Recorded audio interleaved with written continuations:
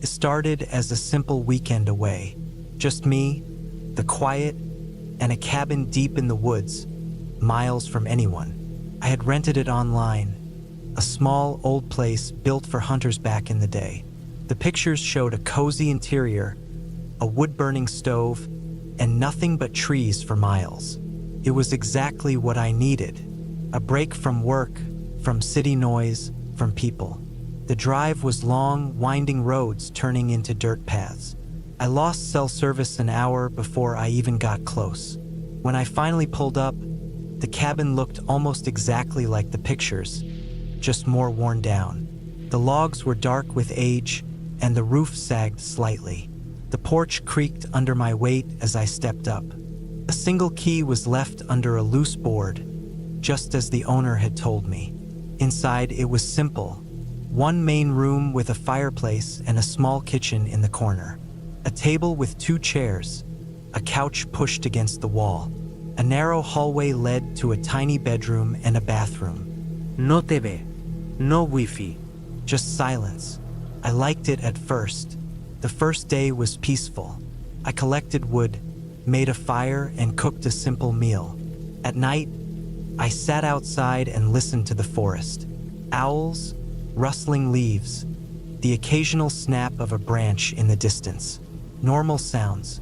I slept well, wrapped in thick blankets, the fire dying to embers. The second day, I started to feel it.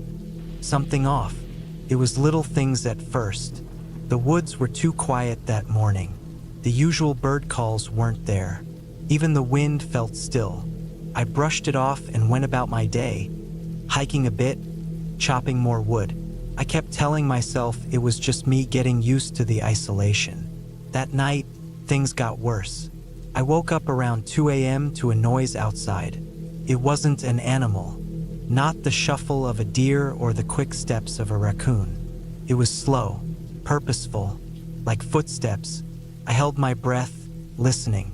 The sound moved from one side of the cabin to the other, circling. I sat up, heart pounding. There was no reason for anyone to be out here.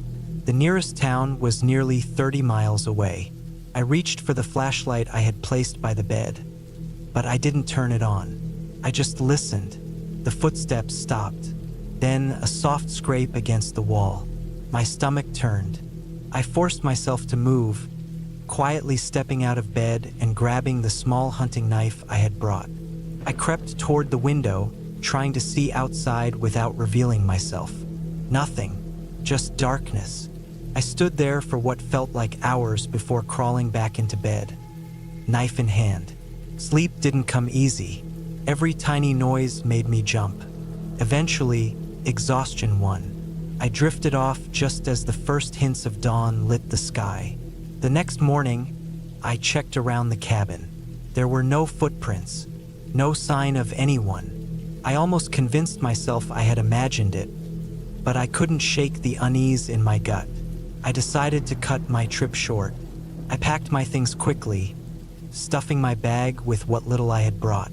But when I got to my truck, my stomach dropped. The tires were slashed, both of them, deep, jagged cuts. Not an accident. Someone had done this. Someone had been here. My mind raced. I had no way to call for help, no way to drive out. Walking was an option, but the thought of being out in the open, alone with whoever did this, it made my skin crawl. I went back inside, locking the door. I had enough food for a few days. Maybe I could wait it out. Maybe someone would come looking for me. The day passed in tense silence. I kept checking the windows, expecting to see movement in the trees. Nothing. Then night fell again. I kept the fire going, not wanting to sit in the dark. My knife was on the table within reach. I didn't sleep. I just sat there listening. Around midnight, the noises started again. Footsteps, closer this time. I gripped the knife tight, forcing myself to stay still. Then, a slow knock on the door. Knock! Knock! I stopped breathing. My mind screamed at me to stay quiet, to not move. Whoever was out there already knew I was inside, but I wasn't about to make it easier for them. Then the doorknob turned. Locked. Thank God. The knocking came again. Harder. More insistent. Then silence. Minutes stretched on. My pulse pounded in my ears. I sat frozen, knife clutched in white-knuckled hands. Then, a single whisper just outside the door. "I know you're in there." My throat tightened. I stayed silent. The fire crackled. The wind howled outside. Then, footsteps. Fading. Moving away. I didn't sleep. I sat there until the sun came up, heart hammering. When daylight finally broke, I forced myself to go outside. Whoever it was, they had left something behind. A single hunting knife, stabbed into the wooden porch, its blade buried deep. I didn't think. I just ran. I grabbed what I could and started walking. It took me hours, stumbling through the woods, following the dirt road. My legs ached. My lungs burned.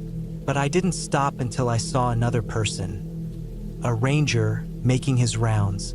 I barely got the words out, gasping about someone at my cabin, my truck. He took one look at me and radioed for help. When we got back, the cabin was empty. No signs of anyone. But the knife was still there, stuck in the wood like a warning. They never found who did it. The owner swore no one had rented the place before me in months. No footprints. No tire tracks. Nothing. I never went back, and I never will.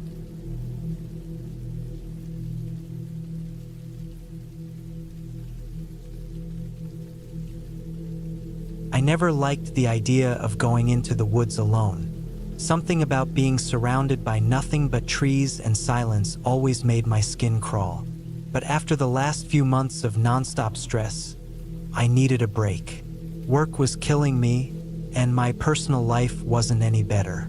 So, when my cousin offered me his cabin for the weekend, I figured a little time alone might help clear my head. The drive up was peaceful at first. The highway stretched out in front of me, the occasional car passing by, but as I got closer to the woods, the roads became narrower and emptier. By the time I turned onto the dirt road leading to the cabin, I hadn't seen another car for nearly an hour. The trees were thick, pressing in from both sides, and the road itself was rough, filled with potholes and loose gravel. It was late afternoon, but the dense forest made it feel later than it really was. The cabin was exactly how my cousin described it: small, old, but sturdy. A single-story structure with a porch that creaked under my weight when I stepped onto it. The windows were dusty, the door stiff as I pushed it open. Inside, everything smelled of wood and dust. There was a fireplace, a couch, a small kitchen, and a bedroom in the back. Simple, but good enough for a weekend away. I spent the first hour unpacking, setting my things down, and making sure the place was in decent shape. The power was unreliable, so my cousin had warned me to use the generator sparingly. There was no cell service, but I'd expected that. I told myself I'd enjoy the isolation, but deep down, something about it made me uneasy. By the time the sun started to set, I had already built a small fire in the fireplace and made a quick meal. I sat on the couch, listening to the occasional creak of the cabin settling. Outside, the wind rustled through the trees, and every now and then, I thought I heard something else. Something moving in the woods. Probably just animals, I told myself. The woods were full of them. Still, the feeling of being watched was hard to shake. That night, I slept poorly. Every little sound woke me up. Branches snapping, the wind howling, the distant hoot of an owl. But there was something else too. A faint scraping sound against the cabin. It happened once, then stopped. I held my breath, listening. Nothing, just the wind. Eventually, I convinced myself it was a branch brushing against the wall and forced myself to sleep. The next morning, I stepped outside to find deep scratches on the wooden exterior of the cabin. Long, jagged lines that hadn't been there before. My stomach twisted. No animal had done this, not unless it had claws the size of my fingers. I spent the day trying to ignore it. I hiked a little, chopped some wood, and read a book on the porch, but I couldn't shake the feeling that I wasn't alone. The silence of the woods, something I once thought would be peaceful, now felt suffocating. It was too quiet. No birds, no rustling leaves, nothing. Just the occasional gust of wind. That night, I double-checked that the door was locked and kept my flashlight close. The fire crackled in the hearth, but even that didn't make me feel safe. As I lay in bed, staring at the ceiling, I heard it again. The scraping sound. Slow, deliberate. I sat up, heart pounding. The sound moved, circling the cabin. Footsteps, heavy ones. I grabbed my flashlight and crept toward the window. I hesitated before pulling back the curtain. My breath caught in my throat. A figure stood just at the edge of the tree line, too far to make out any details, but close enough that I knew it wasn't an animal. It was watching the cabin, standing completely still. I turned off the flashlight immediately and backed away from the window. My hands were shaking.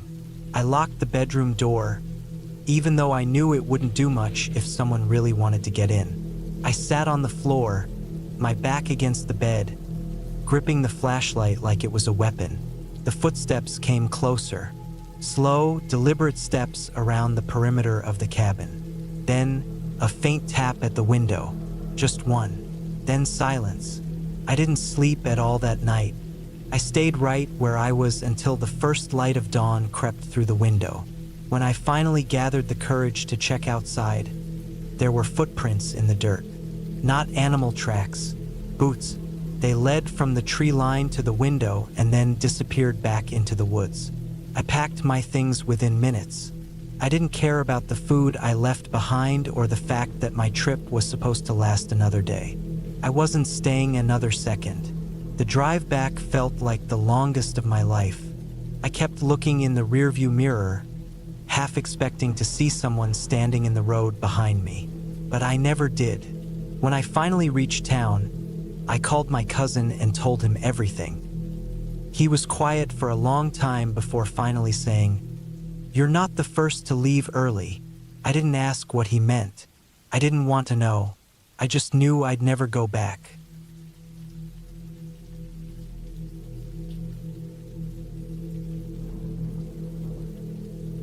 I rented the cabin because I needed a break from everything: work, the city, people. It sat deep in the woods, miles from the nearest road, exactly what I was looking for. The pictures online showed a sturdy old thing, probably built in the 60s, with a big front porch and a stone chimney. The rental description bragged about total isolation, no cell service, and nothing but trees in every direction. That's what I wanted. That's what I thought I wanted. The drive up was rough. The road turned from pavement to gravel to dirt, and by the time I reached the cabin, my car was covered in dust. There was a small clearing around the structure, just enough space for me to park before the trees took over. The air smelled different up here, cleaner, sharper. No city stink, just pine and earth. Inside, the cabin was exactly as advertised. Simple. A single room with a small kitchenette, a table with 2 chairs, and a couch that faced a fireplace. A door on the far end led to a bedroom with a bare wooden floor and a twin bed. The bathroom was just a toilet and a rusty shower stall. Everything smelled like old wood and damp air. I set my bags down and locked the door behind me. Habit. The first night was peaceful. I sat on the porch, drank a few beers, and listened to the forest. There were no cars, no voices, no sirens. Just crickets, wind, and the occasional snap of a twig somewhere in the dark. When I finally went inside and lay down in bed, sleep came easy. It was sometime in the middle of the night when I woke up. No reason, just a feeling, the kind that pulls you from a dead sleep for no real reason. I listened, but there was nothing, no wind, no crickets, just silence. I turned over, pulled the blanket higher, and told myself I was being stupid. The next day I hiked. The forest was thick, and the trails weren't well marked, but I had my compass and a good sense of direction. I walked for hours, following the slope of the land, stopping to rest by a small creek. The water was ice cold. It was good to be alone. By the time I got back to the cabin, the sun was low. My legs ached in a satisfying way. I made dinner, canned soup, and some bread I'd brought.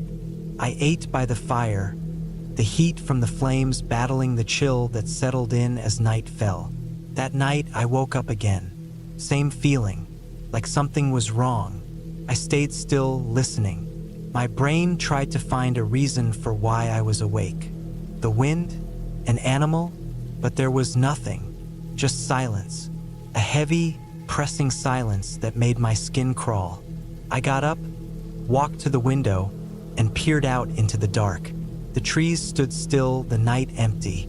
I told myself again that I was being stupid, that the quiet was normal out here, that it only felt wrong because I wasn't used to it. I forced myself back to bed. The next day, I decided to check out an old hunting trail I'd read about before coming up. It was supposed to lead to a small lake, about 5 miles from the cabin. I packed some food and set out early. The trail was hard to follow, barely more than a faint path in the undergrowth. More than once, I had to double back to find the way. It was slow going, but eventually I found the lake. It was small, more of a pond, really. The water was dark, still, surrounded by thick trees that blocked most of the light. I stood at the edge, catching my breath. Something about the place felt off. The air was colder here, the silence deeper. Even the birds seemed to avoid it. I sat for a while, ate some food, but the unease didn't go away. Eventually, I turned back. By the time I got back to the cabin, I was exhausted. I made dinner, lit a fire, and tried to push away the feeling that had followed me back. But as night fell, it crept in again, wrapping around me like a wet blanket. That night, I barely slept. The next morning, I found footprints. Not mine, someone else's, in the dirt near the trees. They weren't fresh, but they weren't old either. I crouched down, staring at them. Bare feet. The prints led from the woods to the cabin, then back again. My stomach twisted. I stood slowly, scanning the trees. Nothing, just the forest. I told myself it was some hiker, some lost camper, but I knew better. Nobody came out here. That was the whole point. I spent the day close to the cabin, chopping wood, keeping my hands busy. The whole time I felt watched. Every time I looked up, I expected to see something, someone, but there was nothing, just trees. That night I didn't sleep. I sat in the dark, listening. Around midnight I heard it, a footstep, not an animal, something heavier, slow, deliberate. I didn't move, didn't breathe. My heart pounded so loud I swore whoever was outside could hear it. Another step, closer, then nothing. Minutes passed, hours. I stayed frozen in bed, listening. The silence stretched on, thick and suffocating. Eventually, exhaustion took over, and I fell into a restless sleep. Morning came and I went outside. The footprints were back, fresh this time, leading from the trees to the cabin, right up to the porch, right up to the door. I packed my bags, stuffed everything into my car in minutes. I didn't care if I left things behind. I needed to leave. Now, as I pulled out of the clearing, I looked once more at the cabin, at the trees beyond it. Something moved, just for a second, a shape in the shadows. Watching, I didn't stop. I didn't look back again. I drove until I hit pavement. Then I kept driving. I didn't breathe easy until I saw streetlights, people, civilization. I don't know who or what was out there. I don't want to know. I just know I'm never going back.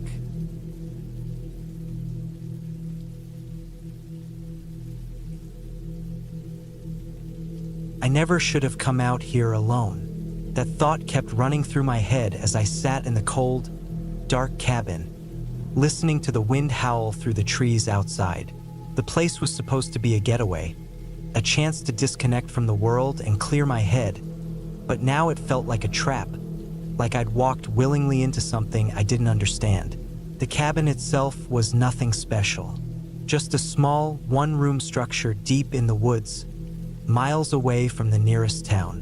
A single bed pushed against the far wall, a small kitchen area with a rickety wooden table, and a wood-burning stove that barely kept the place warm. No electricity, no running water, just a lantern, a few candles, and a well outside for drinking water. I'd rented it from an older man who gave me a long, hard look before handing me the keys.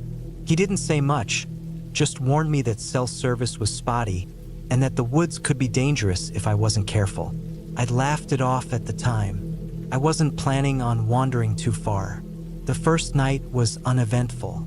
Just me, the wind, and the distant sounds of animals moving through the underbrush. I read a little by candlelight, cooked a can of soup on the stove, and went to bed early.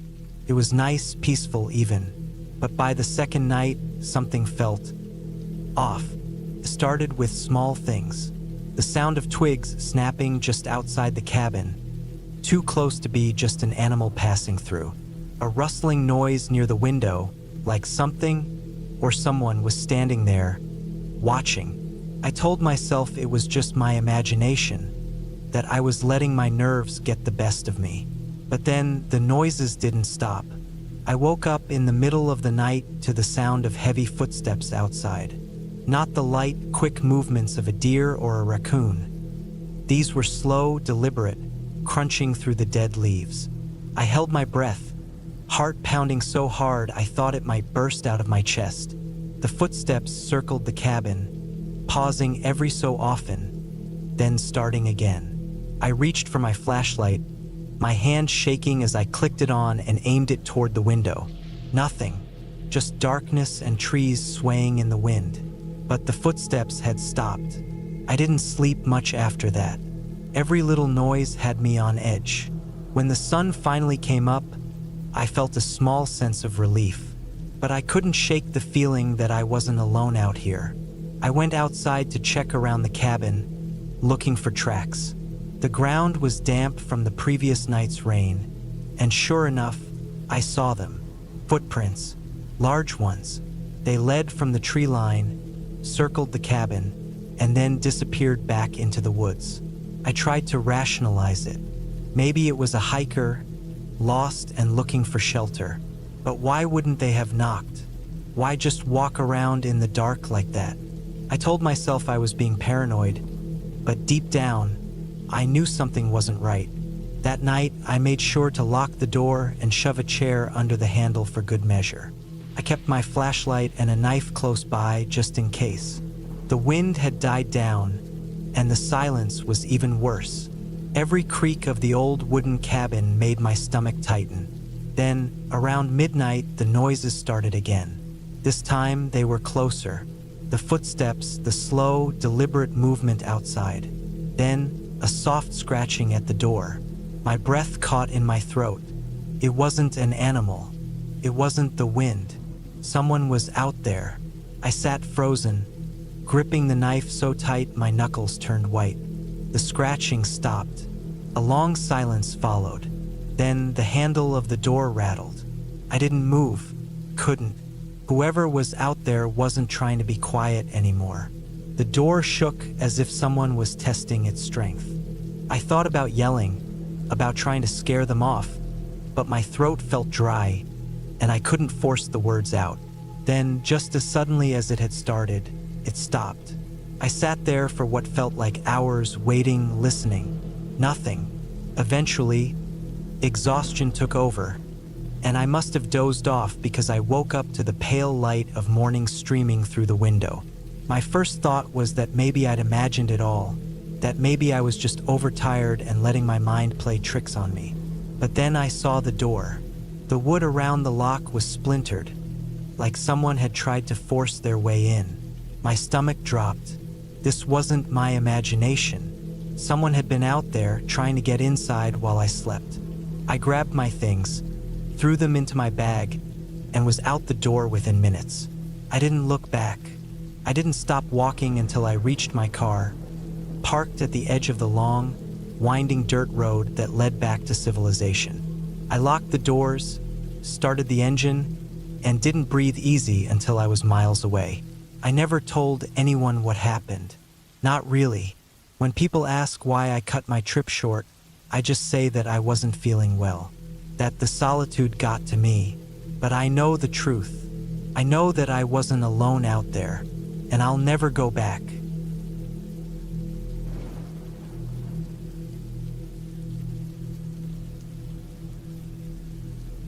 The cabin was deep in the woods, about a 3-hour drive from the nearest town. It belonged to an old friend of my father's, a guy I barely knew, but he offered it to me when I mentioned needing a quiet place to clear my head.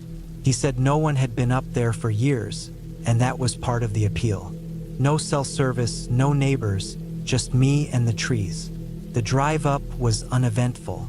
Long stretches of road, the occasional gas station or diner, then finally a winding dirt path leading deeper into the forest. The trees pressed in on either side as I drove. The further I went, the quieter it got. The last stretch of road was rough, and my tires kicked up dust as I made my way to the clearing where the cabin stood. It wasn't much to look at, just a single-story wooden structure, the paint peeling, the porch sagging slightly. The windows were dark. The key was under a loose brick on the porch, just like the owner said it would be. I let myself in and immediately noticed the smell. Stale air and would rot. Dust floated in the beams of light from the few windows. Inside, the cabin was simple. A small kitchen with an old stove, a table with 2 chairs, a single couch in the main room, and a bedroom in the back. There was a bathroom, but no running water. The pump outside was supposed to be working. A few cabinets held canned food, but I had brought my own supplies. The power was out, but I had a generator in the truck. I figured I'd set it up later. I spent the first hour unpacking and cleaning. There was a thick layer of dust on everything, but nothing seemed broken. It was just old, forgotten. The silence was the part that got to me the most. Even in a quiet house, you still hear something. Cars outside, a fridge humming, pipes settling. Here there was nothing, just the occasional creak of the cabin shifting and the distant rustle of trees.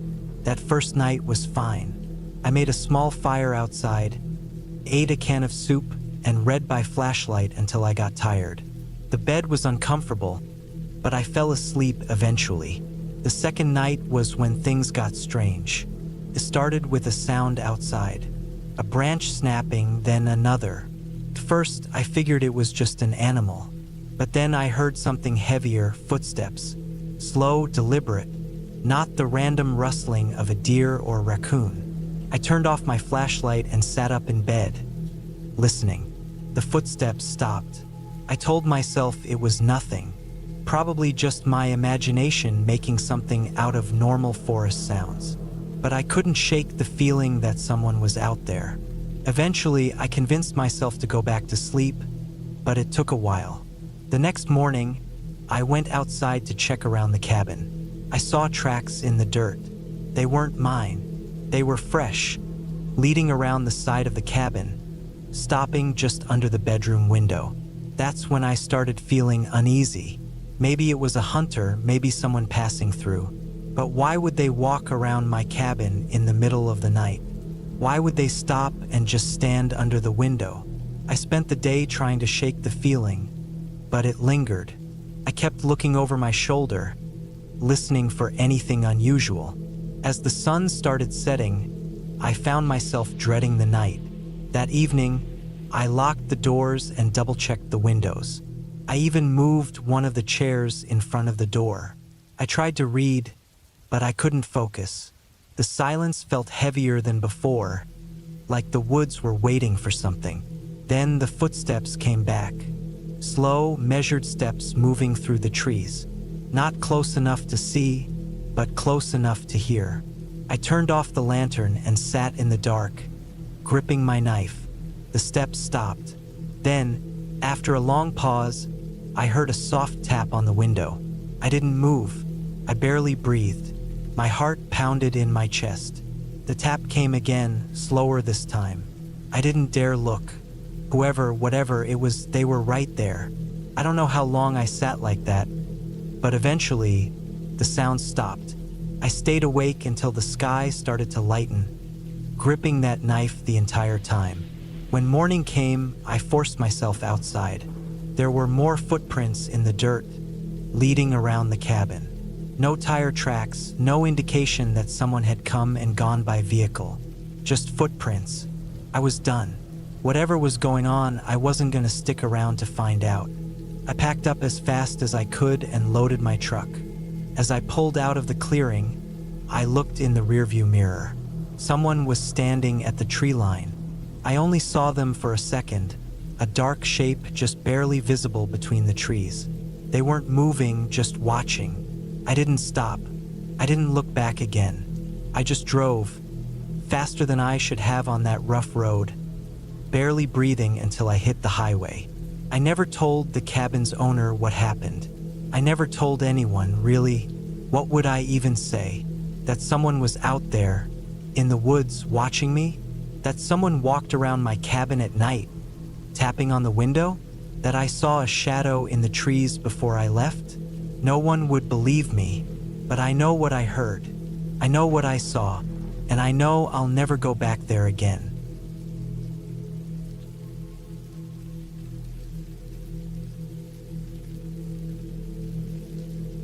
I don't know why I agreed to stay there alone. The idea of spending a weekend in a cabin, tucked deep in the woods, sounded peaceful at first. A break from the city, from the noise, from the stress. My friend Ryan had planned this trip for all of us, but at the last minute, one by one, everyone bailed. Work, family, personal issues. I had already taken time off and figured, why not? I needed the quiet. The cabin was about 4 hours from my apartment, buried in the dense forests of northern Montana. The last hour of the drive was just a narrow, uneven dirt road, my car struggling over rocks and potholes. By the time I arrived, the sun was already hanging low. The cabin wasn't much, just a single-story wooden structure with a front porch, a chimney, and a small shed out back. It sat in a clearing, surrounded by nothing but trees. Inside, it smelled like old wood and dust. The furniture was simple: couch, table, a few chairs. There was a fireplace in the living room, a tiny kitchen, and a single bedroom. No Wi-Fi, no cell service. Just complete isolation. I dropped my bag, checked the kitchen, stocked with just enough food for the weekend, then walked outside. The air was crisp, the kind of clean, untouched air you only find in the wilderness. The forest stretched endlessly in every direction, towering pines swallowing the fading sunlight. It was silent, too silent. No wind, no rustling leaves, no chirping birds, just my own breathing. I shook it off, went back inside, and started a fire. That night, I sat by the fireplace, reading a book by lantern light. The wood crackled, and occasionally, I'd hear the cabin creak. Normal, I told myself. Old buildings settle. But then I heard something else. A sound from outside, faint but sharp, like twigs snapping. I froze, listening. Another snap, closer. I put the book down and moved to the window. Darkness, just the trees. I squinted, but the night was too thick. My fingers clenched the windowsill. Maybe a deer? A raccoon? Something harmless. I sat back down and forced myself to focus on the book. An hour passed, then another noise. This time it wasn't twigs breaking. It was a slow, deliberate scrape, like something being dragged along wood. My stomach tightened. The front porch. I stood up, barely breathing, my heartbeat in my ears. I grabbed the lantern, moved toward the door, and held my breath. The scraping stopped. I waited. Nothing. Then, just as I turned to sit back down, thud. A A single, heavy footstep. I lunged for the door and locked it, heart slamming against my ribs. I backed away, grabbed the poker from the fireplace, and stood there, waiting. The minutes crawled by. Silence. Maybe I imagined it. Maybe the woods were playing tricks on me, but the feeling in my gut told me otherwise. Still gripping the poker, I sat on the couch, back against the armrest, eyes locked on the door. Sleep never came. Morning arrived, gray and cold. The fire had burned out. I stood, stretching my sore muscles, and cautiously opened the door. The porch was empty, but something was off. The ground outside was damp from the night's dew, but right there on the wooden planks, footprints. They weren't mine. They were larger, wider, barefoot. My chest tightened as I followed them down the steps and into the dirt. They led toward the tree line, then stopped. No more prints, just vanishing into the woods. I should have packed my bags and left right then, but something in me refused. Bride? Stubbornness? I convinced myself it was nothing, a trick of the light, a wandering animal. The isolation was making my mind spin. I forced myself to shake it off, made coffee, and tried to push the night out of my mind. The day passed uneventfully. I chopped wood, explored a little, tried to enjoy the quiet. But as the sun started sinking, the unease crept back in. I locked the door early, lit the fireplace, and sat with my back against the wall, poker beside me. Hours passed. Then, just past midnight, a sound. Not outside, inside. It was soft, barely audible over the crackling fire. A shift in the floorboards. My blood turned to ice. I held my breath, gripping the poker so tight my knuckles turned white. My eyes darted across the room. Then it came again, closer this time. A slow, careful step. I didn't move, couldn't. My pulse pounded in my head, my lungs burning from holding my breath. The firelight flickered, casting shifting shadows against the walls. Then the smell, a deep, earthy stench, rotting wood, sweat, something else, something foul. I swallowed hard and forced my legs to move. Slowly, I turned my head toward the bedroom. The door was open. I was sure, absolutely sure, I had closed it. The air in my throat went dry. The fire crackled louder now, but it didn't drown out the next sound. Breathing, long, slow inhales, then exhales, coming from the darkness of the bedroom. My body moved before my brain could catch up. I bolted, ripped the door open, sprinted onto the porch, the cold air slamming into me like a wall. My bare feet hit the dirt, the chill cutting through my skin. I ran. I didn't care where. I just ran. The cabin faded behind me, swallowed by the trees. My lungs burned. My legs ached. But I didn't stop. I didn't stop until I saw headlights. A truck, parked on the dirt road. I stumbled toward it, waving my arms like a madman. The driver, a bearded man in his 50s, jumped out, alarmed. I must have looked insane. Barefoot, shaking, rambling about someone in the cabin. He calmed me down enough to drive me to the nearest town, where I called the police.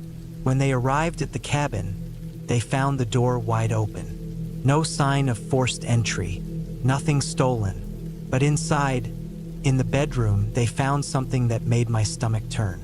A pile of leaves and dirt, right in the middle of the floor, and beside it, a single muddy footprint, the size of my own. I never went back. I don't know who or what was in that cabin with me. Maybe a drifter, maybe something worse. But whatever it was, it had been there the whole time, watching, waiting, and I had almost stayed another night.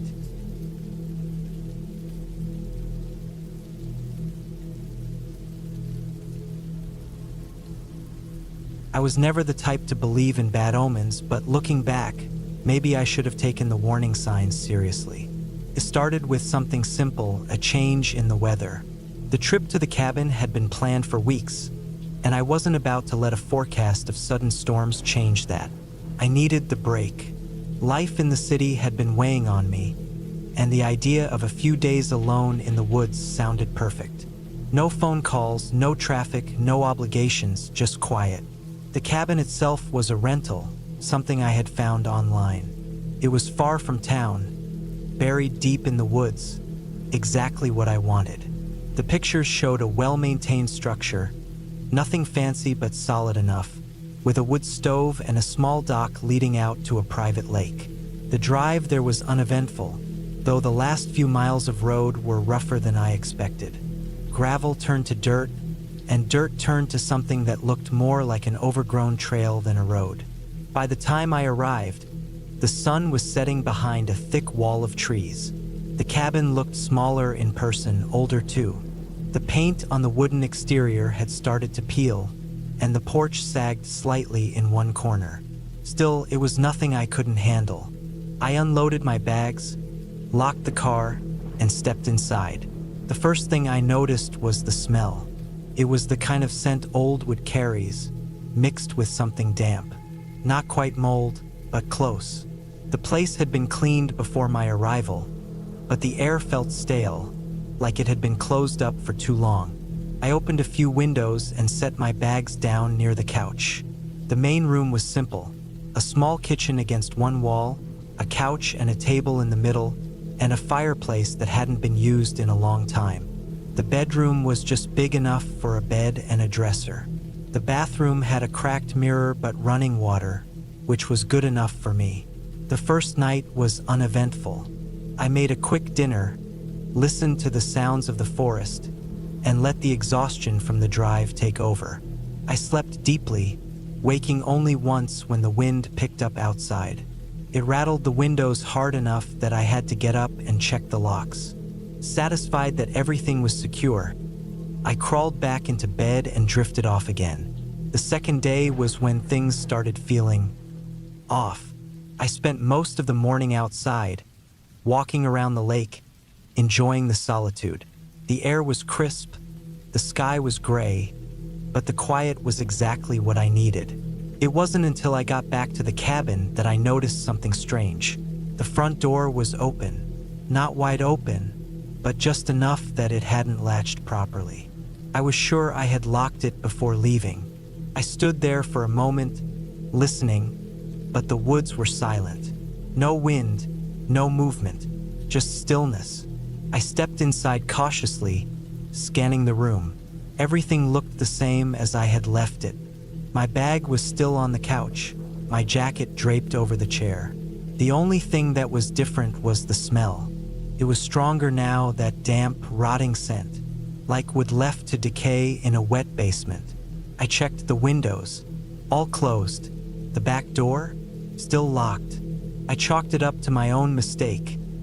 Maybe I hadn't latched it fully when I left. Still, the unease settled in my stomach.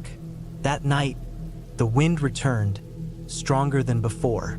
The trees outside groaned under its weight, branches scratching against the cabin walls. I lay in bed, listening, trying to convince myself that I was being paranoid. Then I heard something else. A noise from outside, distinct from the wind. It was soft at first, like footsteps in the leaves. I held my breath. It stopped. Then, a moment later, it came again. Closer. Slow, deliberate steps moving just beyond the thin walls of the cabin. I sat up, heart pounding, straining to listen. The footsteps stopped right outside the front door. Then, nothing. Just the wind. I waited, barely breathing. Minutes passed. Maybe more. I didn't dare move. Eventually, I must have fallen asleep because the next thing I knew, daylight was pushing through the windows. I told myself I had imagined it, that my mind had twisted the sounds of the storm into something else. Still, I checked around the cabin. The door was locked, the windows intact. I stepped outside, looking for footprints, but the ground was too covered in leaves to tell. The day was quiet again, eerily so.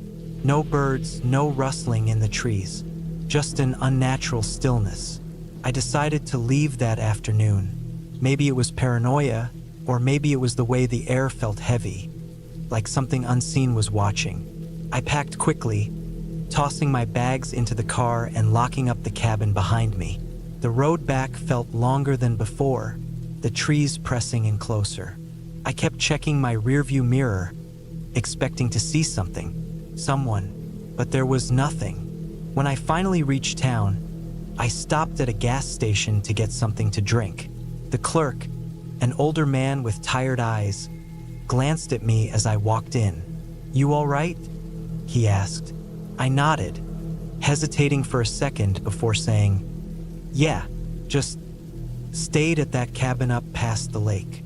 His expression changed just slightly, barely enough to notice. "By yourself?" I nodded again. He didn't say anything, just looked at me for a moment before going back to his work. I didn't press for answers. I didn't want them. I paid, got back in my car, and drove home, leaving that cabin and whatever had been out there behind.